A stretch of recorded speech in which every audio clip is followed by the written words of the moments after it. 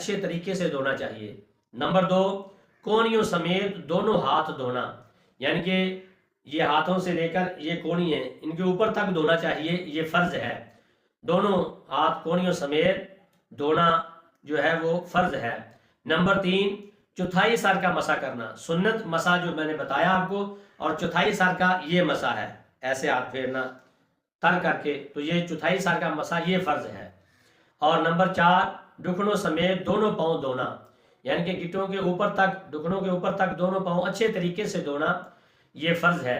تو محترم سامعین، یہ 4 فرض ہیں، ان کا خیال رکھنا چاہیے۔ اگر ایک بھی رہ گیا تو وضو نہیں ہوگا، تو وضو کے واجبات نہیں ہے، جس کی وجہ یہ ہے کہ چونکہ وضو ایک غیر مقصودی عبادت ہے، جس کے لیے مقصودی عبادت کی طرح پورا اہتمام نہیں کیا جاتا، لہذا اس فرق کو قائم رکھنے